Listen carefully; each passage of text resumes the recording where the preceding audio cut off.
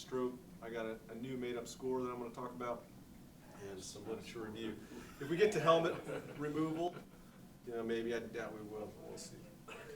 All right, so we got a 61-year-old found down in his living room. Tipton County Sharpsville Fire there for us. They got us into the residence there and lying on the floor. And they were first responders doing CPR, and he was pulse apneic and kind of AED was placed. No shock, so kind of so far asystole, and we're unsure of the downtime. We scooped him up. Apparently, his wife talked to him at 6:30. That evening, we're coming around at 11, and he was slurring his speech, but she said that was normal. He just woke up, so who knows if that was something real or not.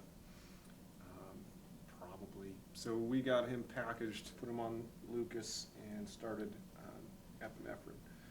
In the standard ACLS protocol, he was intubated, and we noticed a large, abnormally large tongue. You know, I like that. Abnormally large tongue, obstructing majority of the patient's airway, making it very difficult to pass and view the vocal cords.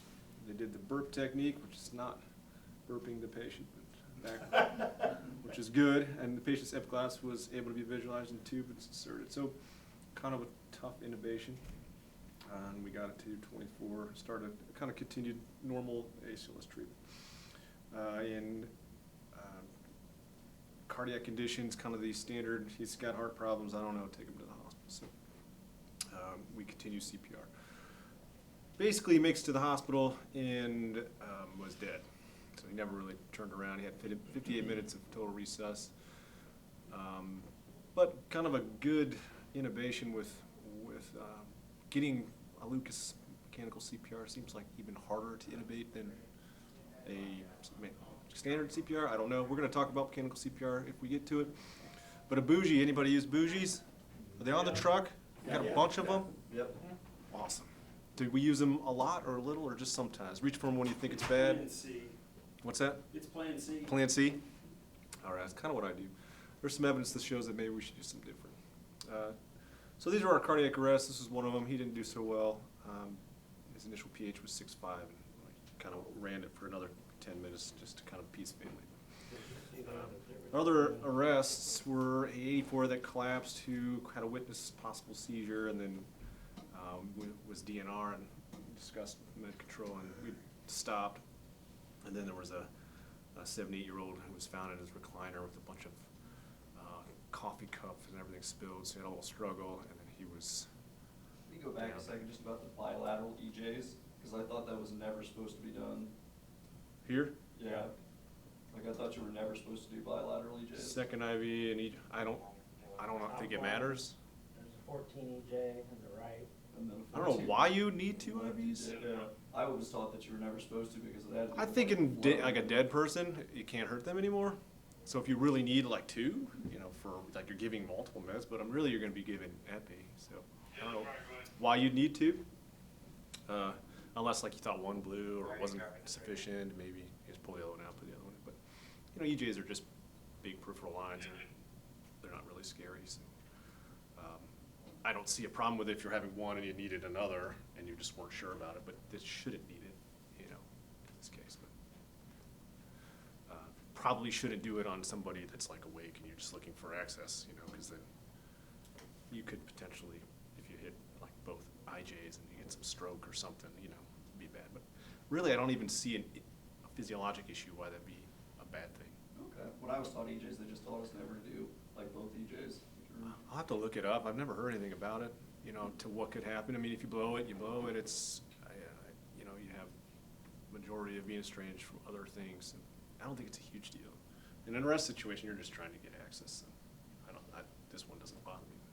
I'll look it up and see if there's any sort of big, scary stuff that I don't know about. All right, moped accident. We got a lot of trauma this month. I guess it is trauma season. So a 45-year-old moped accident, and so he was on a moped, and we requested air to be on scene, did I think just the mechanism. We noticed that it's a clear night with no precipitation and clear roadways. So obviously we're painting the picture that we should be able to fly somebody. And this guy was like 40 feet north of where his moped was. And he was found sitting upright, supported by fire, and seat collar was placed. He's awake, so this guy's not like an obvious GCS-3 gentleman. So he's conscious but disoriented. We're able to get C-spine precautions and package him up. He's got sinus rhythm with no ectopy. Pupils are equal, round, reactive, blood in his nose and mouth, kind of lacerations throughout his head and forehead, and blood coming from his right ear, swelling in his eye. So he's definitely got significant trauma, mostly to the head, swelling to the right flank. No priapism noted, which can happen in trauma. I've just never seen it stuck in there before. So it's like no obvious deformity. And then we decide, hey, he's just kind of not doing well. He's not protecting his airway, so we are aside him after the fentanyl. So it may have been a fentanyl-related intubation, I don't know, or just kind of temporarily related for no other reason. But shortly after fentanyl, about 5 minutes later, he became bradycardic and needs bags, so we are aside successfully. 802 court's present, everything is going well there, and title and auscultation is there. He's secured at 26, and his range is between 40 and 44. So good so far. I think this was the one that maybe they just weren't flying, but it ends up getting to RER. And the tube's in good position. There's some gas distension, probably from bagging.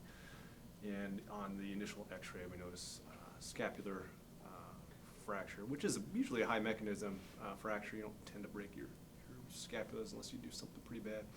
And then clavicle fractures, multiple right-sided rib fractures. So still pretty sick gentleman, but normal vital signs. He's oxygenating well, and his end-tails are maintaining in that 40 range, so perfect there. So we got our first tube, and we got Andrew and I don't see Sean here. She's not here. That's it. Good. More for me. All right. So, what do we think about an adult male on a moped? Do you want Yeah. I think he's just a well-kept, environmentally conscious individual who likes to save gas.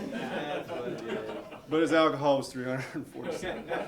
I was right. So you've kind of my thoughts too. So he had a similar, when I looked at it just recently in June, had another moped accident where he was down at IU and his alcohol was 447. So this guy's got a pattern going on. He likes to get drunk and ride around on his moped. But he's got extensive facial fractures. It was like his right orbit, left orbit zygoma. Oh, here it is. Temporal bones, small right subdural, and bilateral maxillary, sphenoid, and ethmoidal. All this stuff is just crushed and banged up. So this guy's not going to do well. He's not going to be drinking for a while, unless it's through a straw.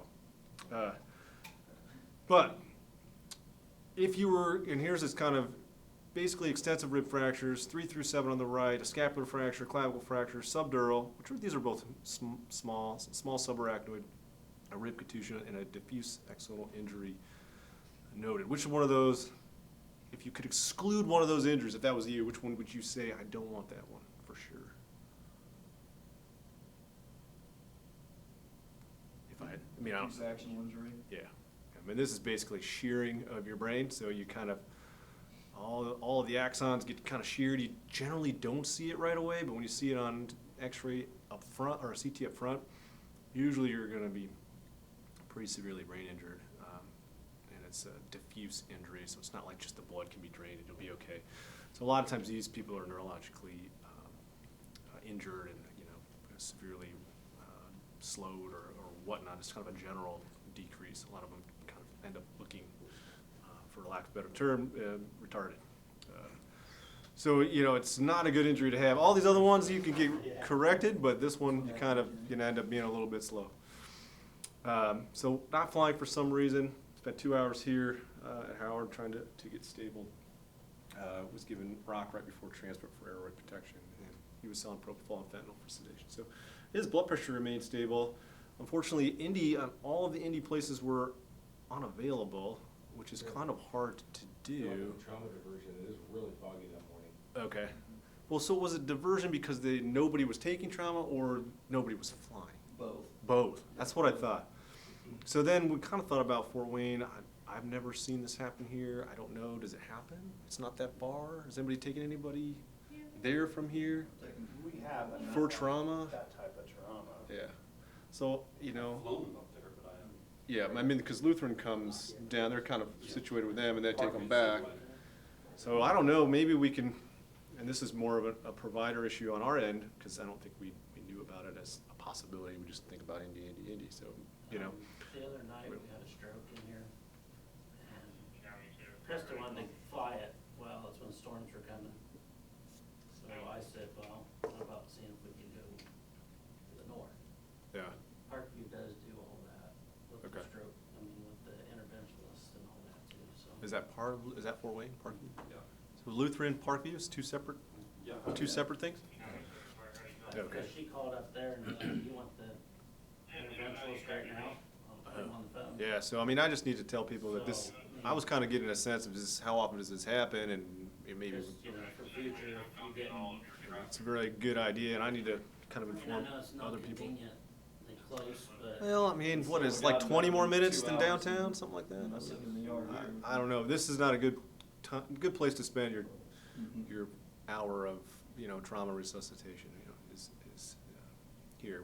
Where nobody wants to see you if you've had a stroke or any other minor things. So, yeah, I don't know, I'll just kind of get a feeling of this, how often do we get people to Fort Wayne, and maybe we Would can. Lafayette have taken that, you think? I doubt it. Yeah, I don't know. Yeah, Lafayette's only level 3. So, yeah, the Fort Wayne one was it's a level 2, but all they're missing is something skimpy, like Yeah, it's like education or something. So they've got all the specialists. So I don't know. I just want kind of, it's a good case. All right, here's another motorcycle injury. 57-year-old. You guys have probably heard about this one. Just a sad case of a father with his son on the back who he didn't have his helmet, and someone pulled out in front of him, and his motorcycle was several feet away. He was unconscious, agonal respirations. His son ends up being okay. They both make it in. He got thrown and then hit by a car. And I don't know what the mechanism of that was, but somehow he got thrown from the motorcycle and then got, I think, hit by another passing car. So we got C-spine was assessed. We cut off a shirt. We kind of looked for all sorts of bad things right up front. He's got pretty significant abrasions to his chest, an ankle fracture. He's got tire marks kind of in his low back. His pupils are dilated and unreactive, so this is an obviously very sick patient. Multiple injuries, left side of the face. We called for medics. We RSI'd him here. After 4 attempts, was successfully intubated with 802. So not obviously an easy intubation. Was anybody here with that case? No? I wonder if it was, if it was really bloody airway or just, you know, Yeah. just probably where you are on the street's not easy. But we were able to get that secured, and his blood pressure is decent, you know, like when it gets down to 90. His initial end tidal is 11 and kind of goes down to 9. And so a lot of research done on, not a lot, but some research done on end tidal and trauma. If your initial is less than, I think it was 20, it was either 20 or 15, but you're like have a near 100% mortality. It's really devastating, and the end tidal's pretty good at looking for that. So not kind of a grave thing, just coming off the bat. He did survive for a little bit. He was decompressed. As the flight nurse was there, they decompressed his left side, needle decompression there. I'm not sure why they chose that side. Maybe there was something there to point them in that direction. Oftentimes it's the hardest part is to, you know, they're hypotensive and they got major trauma, but you don't see anything. You might just, you know, have to pick a side. So there's airway, and it looks well. This is the side they decompressed.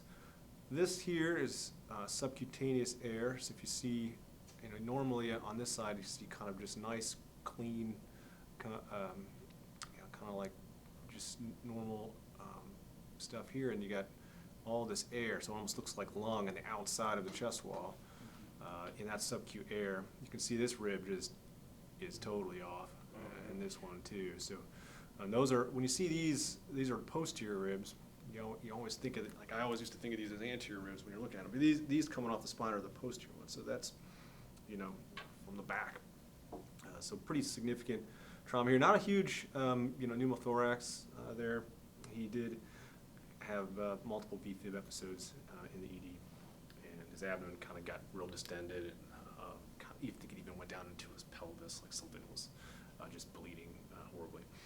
So nothing we could have done differently. It was just a good case.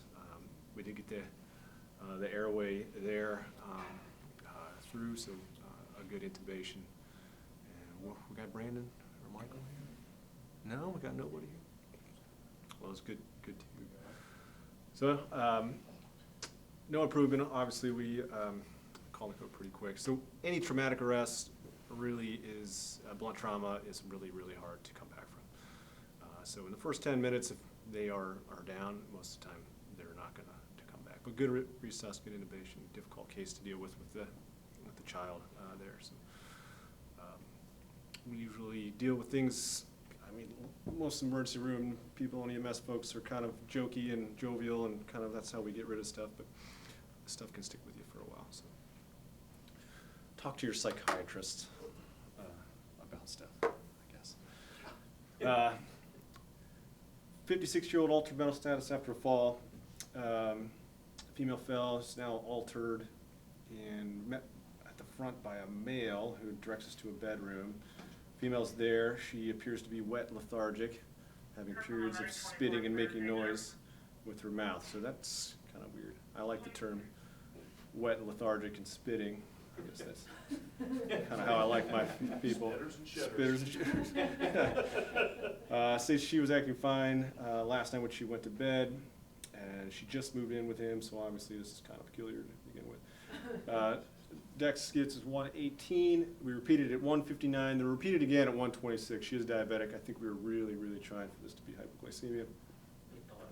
It just really wanted it there, and it just didn't happen. So her pupils were 3 and reactive. She's hypotensive and has some ST elevation on her 12 read. So all very bizarre.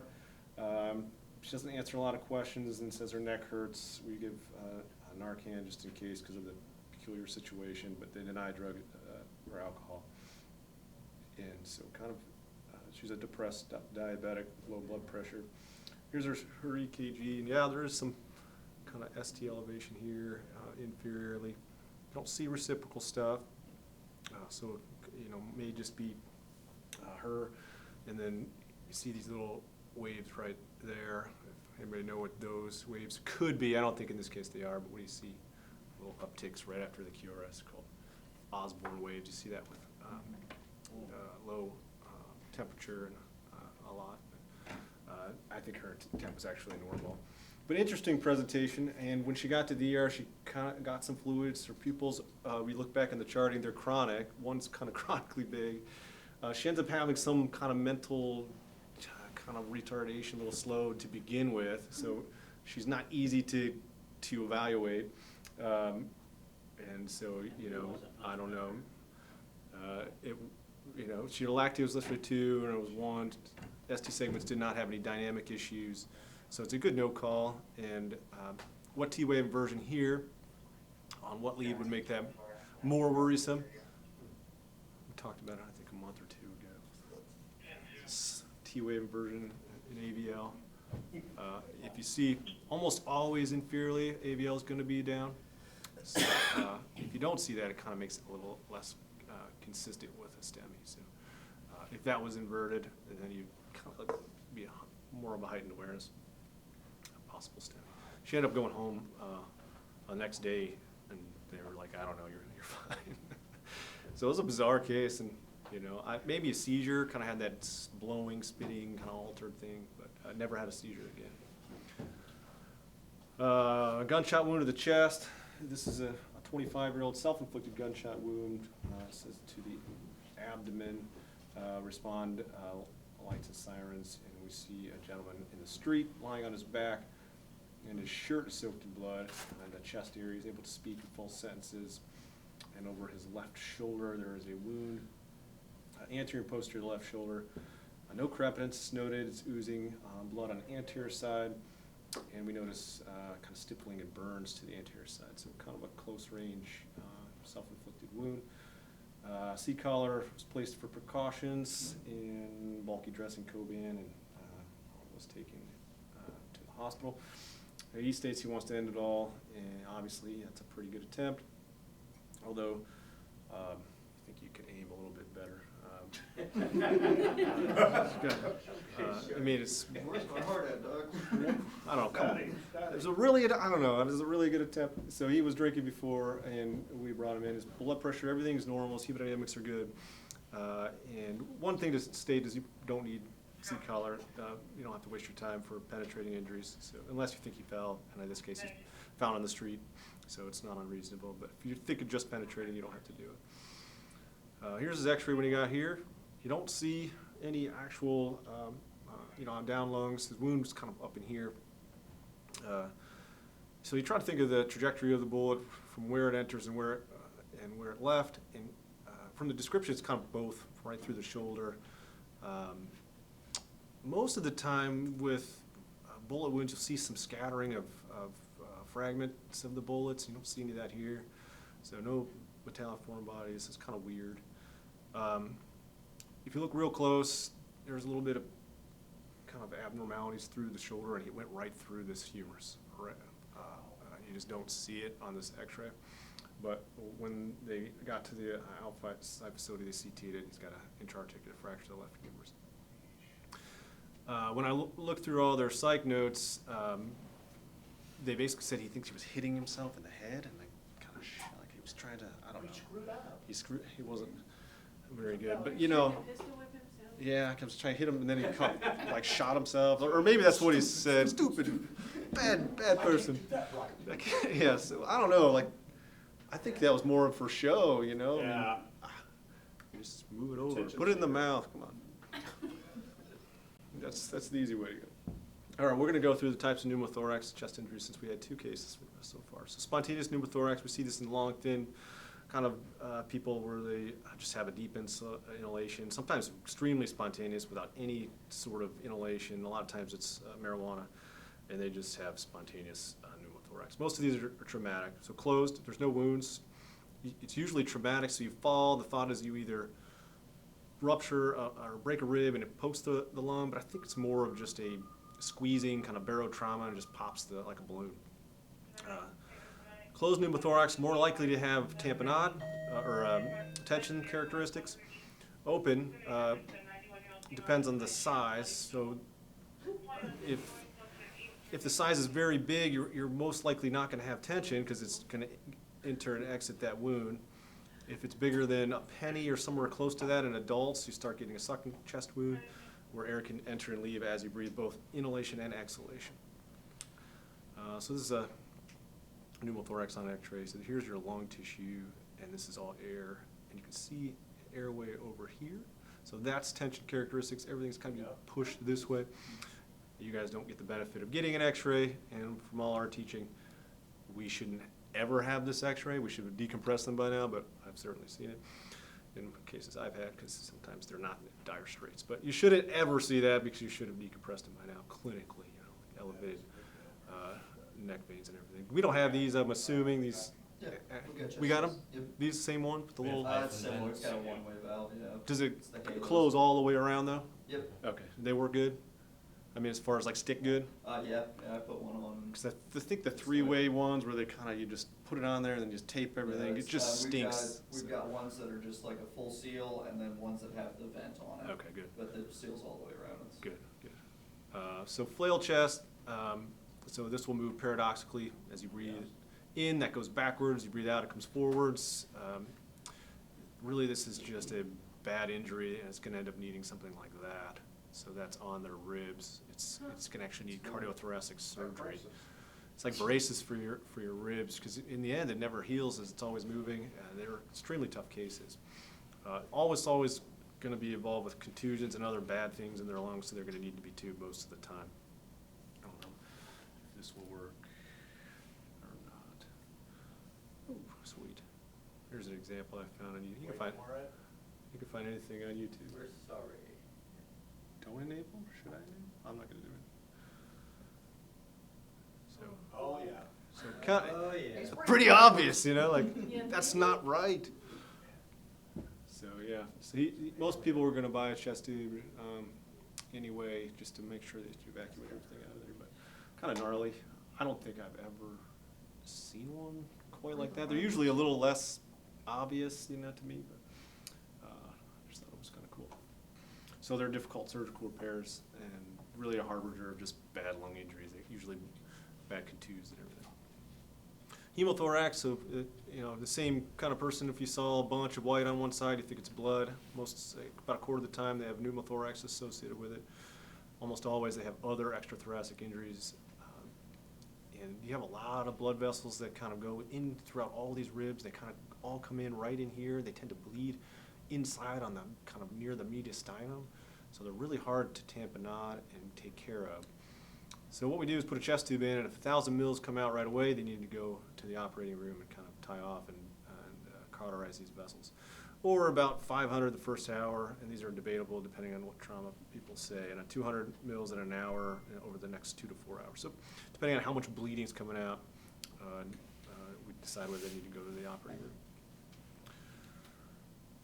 All right, so we got a diabetic cardiac patient with witness collapse. This is a cool case. We were going out to the house for chest discomfort. We noticed a diabetic guy sitting up on his porch with blood pressure 167 that was stated by fire. He's pale and diaphoretic. He has a weak radial pulse. He's thready. Denies chest pain. Just says the dreaded, I don't feel good, something's wrong, which is always fun to deal with. And then at that time, he just kind of collapses. So we started manual CPR, put in an OP airway, and placed on a BVM. Got an IO, his sugars are normal, and we started epi. Monitor shows PEA, so I'm not sure if that was narrow or wide. And then rhythm check after CPR, putting him on the Lucas, continued PEA. Shortly after, he had a run of VTAC, so he's kind of turning into the mega code. We were able to put him on a ventilator, or put him on, intubate him with an 8O tube. Do we guys carry anything besides 8O tubes? Seems like that's all. We only have 7.5s. Everything's 7. Everything's 7.5. And so he gets to make it to the hospital. He ends up getting VTAC with a pulse, so we gave him amio. I unfortunately don't have any of the images that weren't able to capture them. And he got Versed for sedation. The initial pulse is like, we got documented in 110, 111, 140. So who knows what's going on with this guy? It certainly seems like a cardiac dysrhythmia just kind of went down really fast in front of us. This is his EKG when he got into the emergency room. Oh, no, this is ours in route after we got him kind of stabilized. So you don't see anything particularly horrible, although his QT looks pretty wide. I mean, I'm not even sure where the TN's, like over here maybe. I mean, it's like almost way over half. This looks maybe a little elevated, so it's maybe some pretty chunky T waves compared to the QRS. So maybe it's ischemic. This is end up what we had. This is us here. This is what he had in the ED, and this is his about a year ago. So not a huge difference, but you do see kind of some bigger T wave, kind of just under the area under the curve of the T wave is bigger. So potentially maybe ischemic. So I think that's a chest pad. Oh. It does look pretty bad. That's a wide range. It's super dense. It's got this button here with this thing. Oh, yeah. So That's why he's not a radiologist. well, they always comment on this stuff. helps us out. Paperclip in his chest. Something's going on. I don't know what that thing is. It's got nipple clamps. So he's got an EF of 15. He weans off the vent. They think he might have pneumonia or UTI. Cardiology plans for an outpatient procedure to get a cath kind of staged when he's more stable. So he ends up going home, returns a few days later with increased oxygen requirements and chest discomfort. It ends up he has broken ribs from probably the Lucas device. Can you imagine? So that thing's pretty damaging. And he ends up transferring for a cabbage as he had a left main LAD and RCA stenosis. He had a previous LAD stent that was kind of a little bit stenosed more than usual. They were kind of all in the 80-90% range. So ended up having a difficult post-op status and died after getting a cabbage like 3 days later on pressors. Heart and vascular killed him. They did. We saved him. So I did, Greg's not here either? Oh, what about Dakota? Dakota? She's on a run right now. She's on a run. Okay. She's here. All right, these are I think our only saves for Starbucks. Wow. Good job, good job. So 68 minus 54, so it's 14. Here, you want to, someone give? So good. I think it was a save. I don't know, there's a stipulation for good neurologic status. I didn't put a time on it, so she died within a month. So I don't know. I thought it was a really good. Made it to discharge. Made it to discharge. Family got to Although they see should her. have kept her in the hospital in the first place, but whatever. We would have killed her a little sooner. Were you there? No? Oh, I thought you were. All right, so let's see here. We got an LVAD patient. I don't remember who was on this. Oh my gosh. I don't remember who was on this one, but it sounds freaking horrible. Stewie. So this is a 40-year-old, unresponsive, apneic, found by his wife in bed and kind of not looking good. We show up, LVAD is in place. It's got an alarm for the low flow rate, but it has a sound, kind of hum sound like a typical LVAD. We don't see rigor mortis or livor mortis, and the wife's kind of freaking out. She can't find the paperwork, doesn't know exactly all the contact information. So we're unable to kind of call the support folks, but this was done in Chicago, so I don't think they would have been super helpful.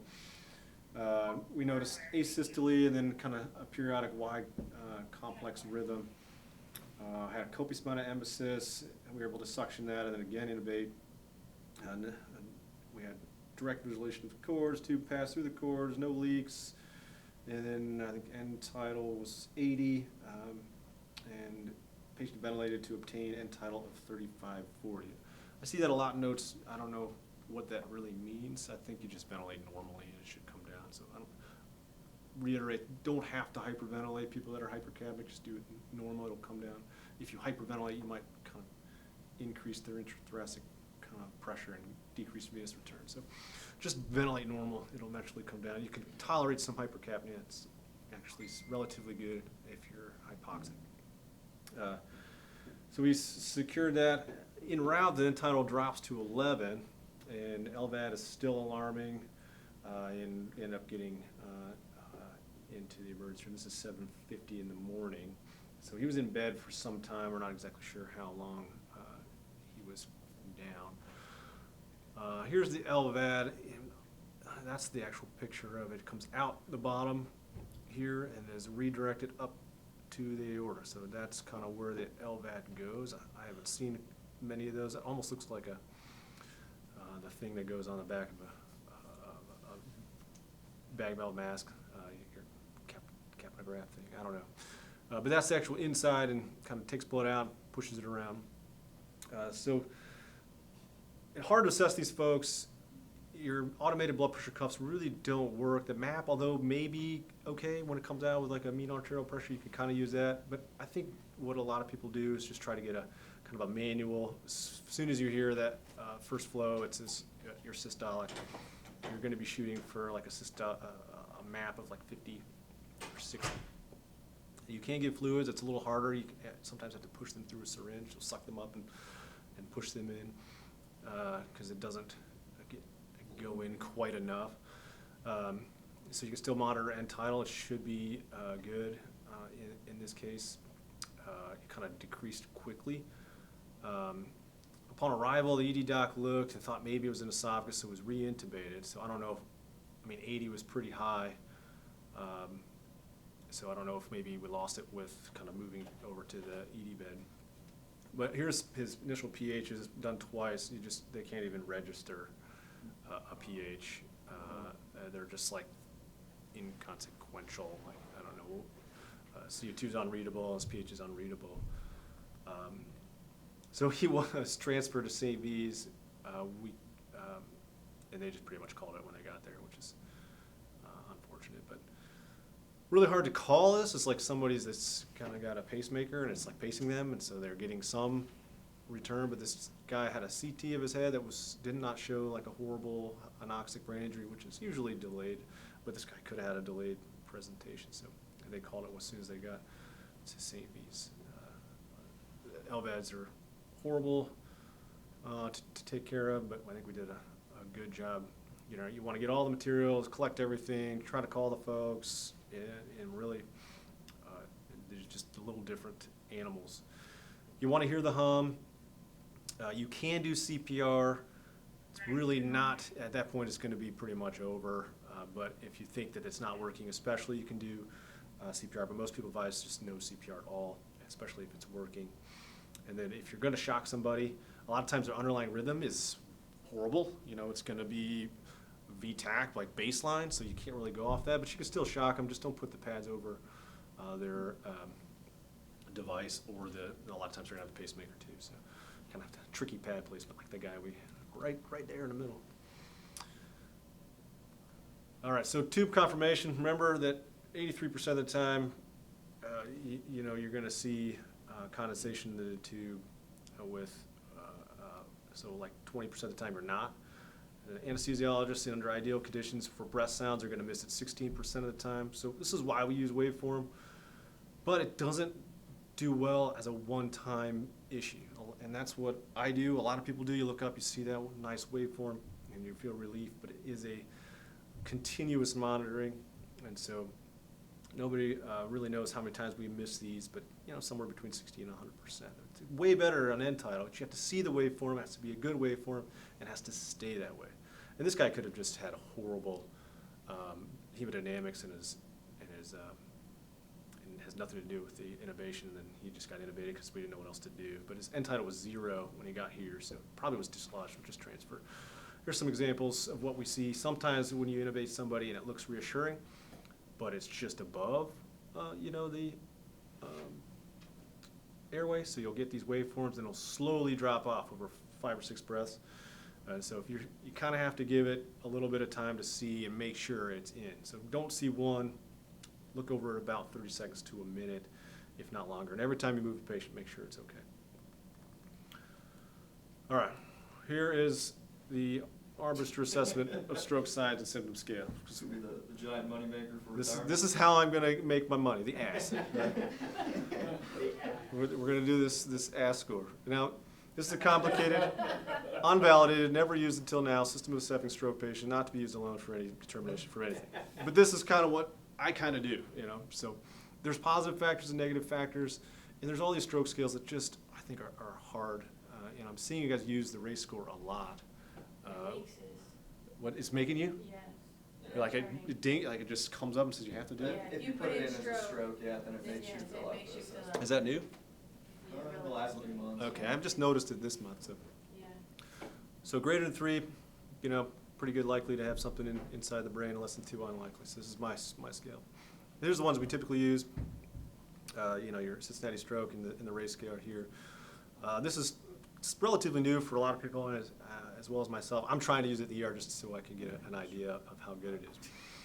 But what they don't show you is this little thing right in here, the smallest print you can find, that it's 85% sensitive and 68% specificity. So it's like it's positive, you know, about 85% of the time when they have a large vessel occlusion. But if they don't have a large vessel occlusion, it's if you think it's a stroke, there's 68% of the time it's not a stroke. So it's not perfect. This is not rocket science.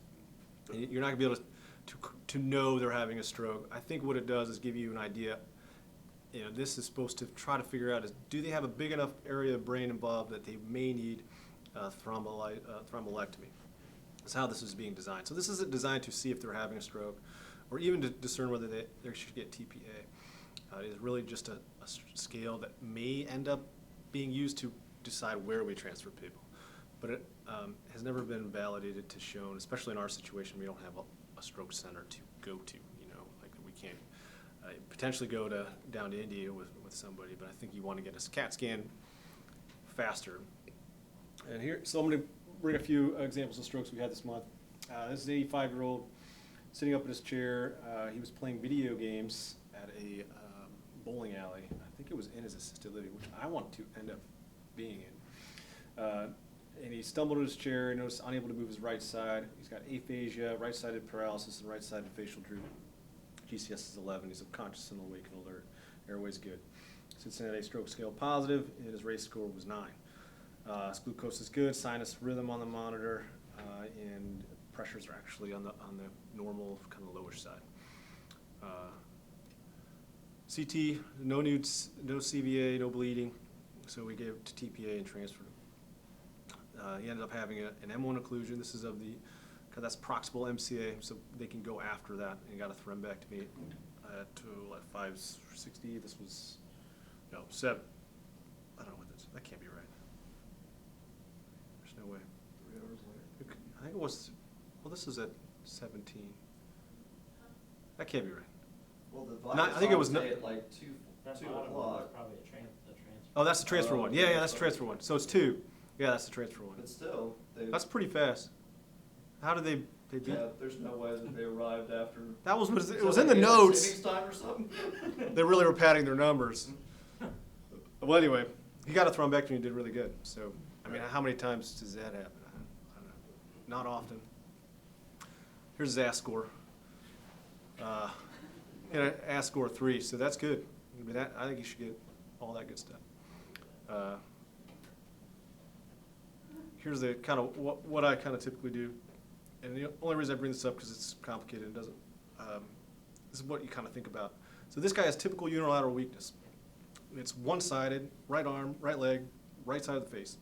Not a lot does that except for a stroke, an MCA stroke. It's abrupt. If you have really high blood pressure, kind of makes it more suggestive. Language deficits and ocular deficits. And then if you're AFib and you're not on anticoagulation, I'm going to give you a point there. Now these are detractors. Your blood sugar's low. You have a witness seizure, headache or vomiting, really, really bad decrease in LOC, and slow intermittent stuff, or they have psych or dementia. All these kind of lose points. Or you've had a similar stroke. A lot of times people with similar strokes will have a representation of that stroke when they're just sick. So that's kind of what I think of. So he still meets kind of positive AST score. Here's race.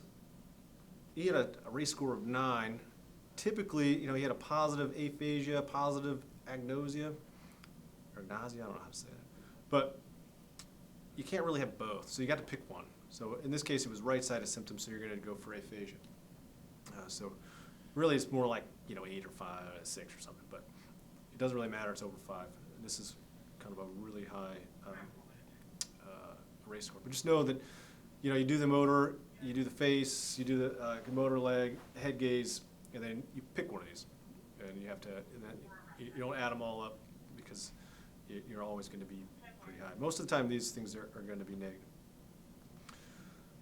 All right, so this is another stroke. So this is a female, stroke symptoms, sitting up her chair and not responding, left-sided facial droop, 87 years of age, grips are unequal as well.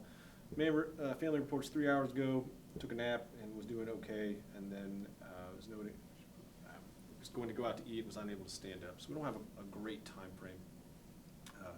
One thing I do like the race score for is it makes you put in the last known normal. I think you have to put something in, so you got to make it up.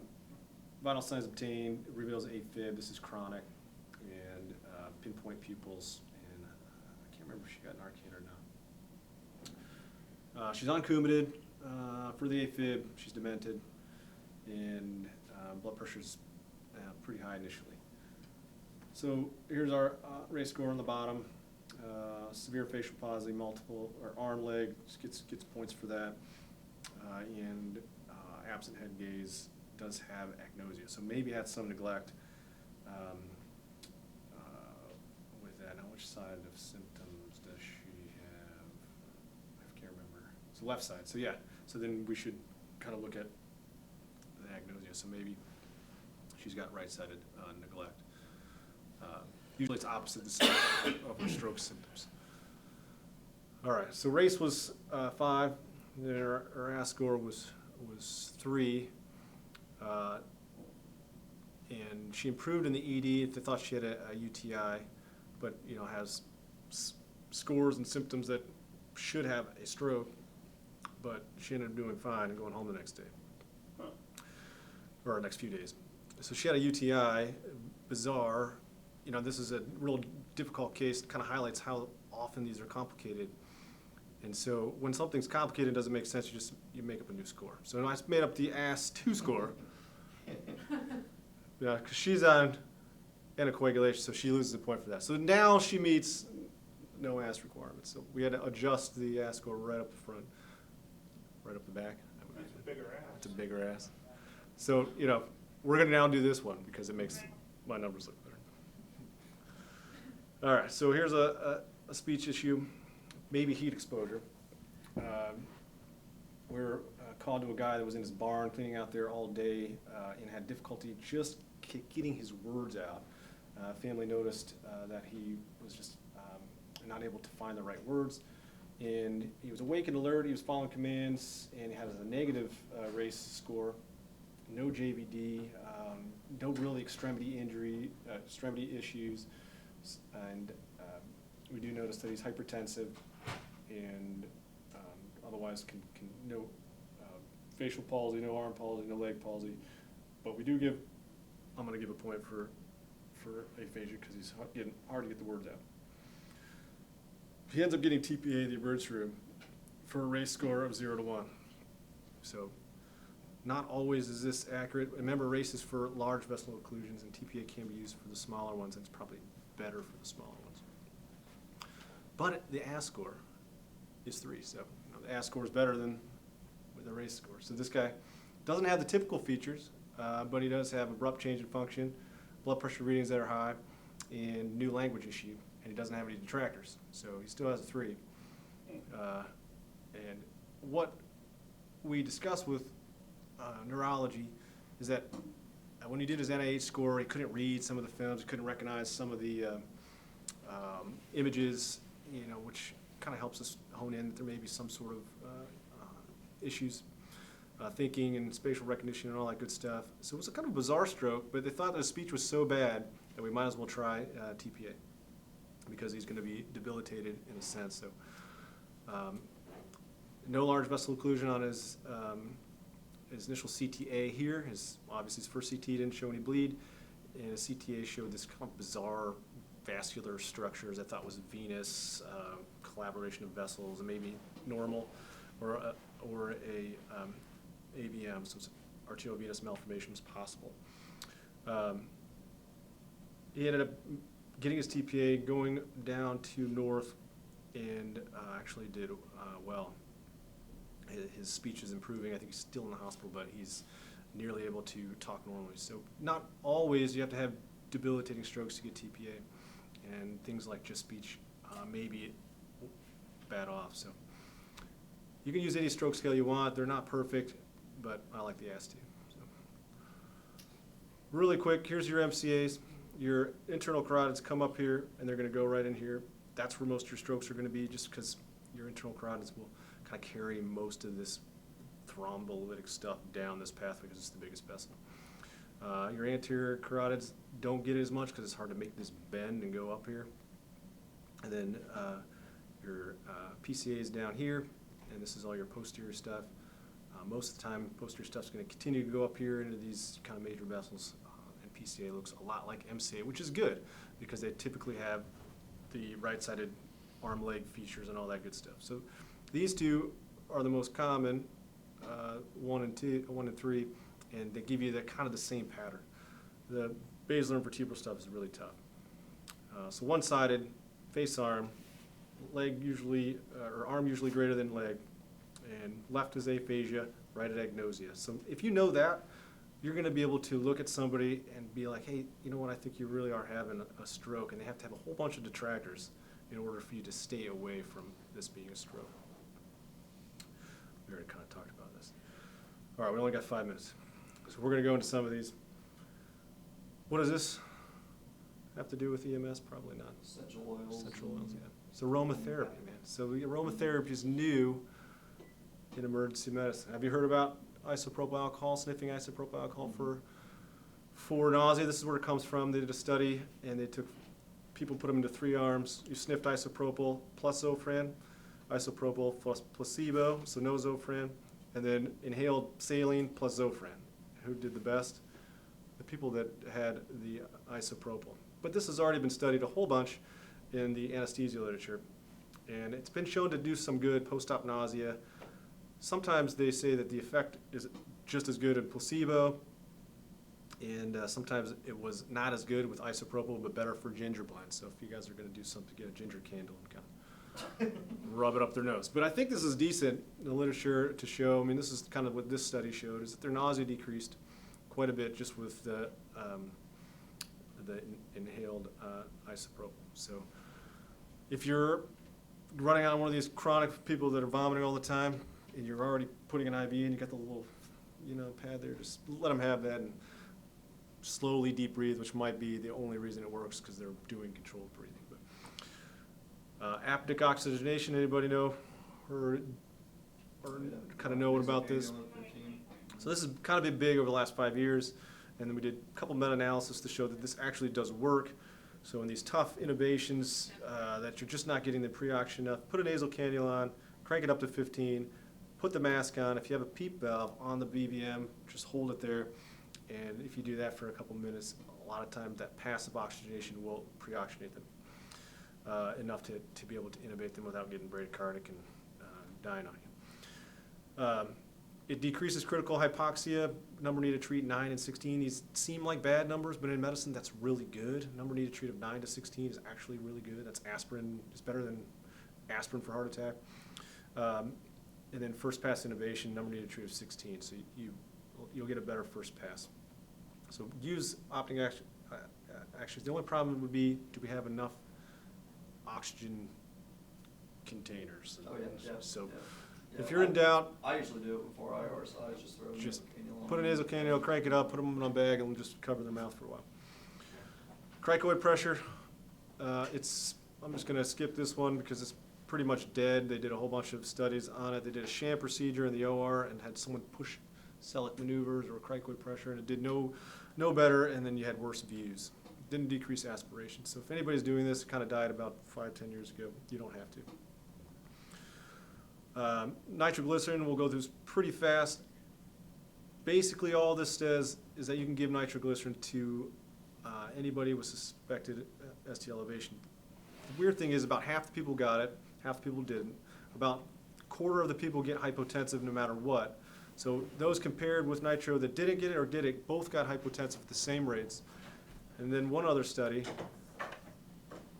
your inferior MIs can also get it. They got, so if you're classic teaching, you shouldn't give nitro to inferior STEMIs. You can. You just got to be kind of the standard worry about hypotension. Usually it's transient. So all in all, nitro is it's a painkiller basically. It's not really a pain medicine, but that's all we're doing is we're helping decrease discomfort. It doesn't help mortality. It can't rule in or rule out the diagnosis of cardiac disease, or people like to tell it. Say, well, he's responsive to nitro, it must be heart attack. That is not true. And it does not treat any sort of ischemia. So all in all it is a pain medicine. Use it at your will. You don't necessarily need an IV. People give it to themselves all the time. But I think it's just kind of a good thing to have. Manual versus mechanical CPR, bottom line, there's no difference. So Lucas doesn't do you any good.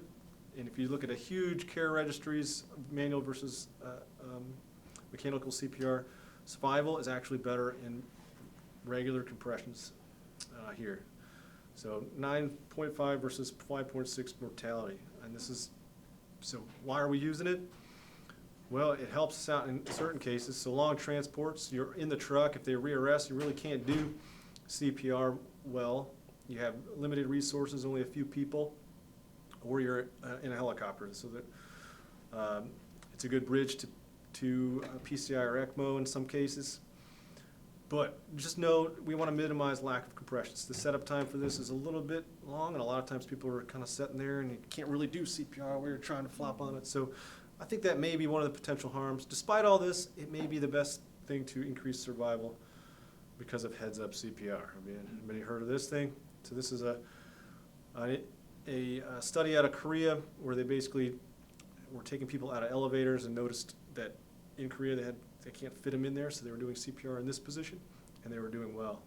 So they got hold of this Dr. Laurie, who is also the maker of a rescue pod and a cardiac researcher, and so he did research on pigs. And if you think about doing compressions with someone upright, the blood goes up and then comes down, so maybe there's a flow there instead of supine, where it's just kind of going out. That's the theory. Department of Florida adopted this, and they got maybe rates up with ROSC, but this is not prime time. But the only way you're going to be able to do this is with some sort of mechanical CPR. So I got to stop there because someone's going to be mad at me for being late. Oh, he will be mad at me. So we'll have to finish up. There's only a few left for next month. If you guys have questions or anything, good cases. There were 3 submissions to the button, which is awesome, but not enough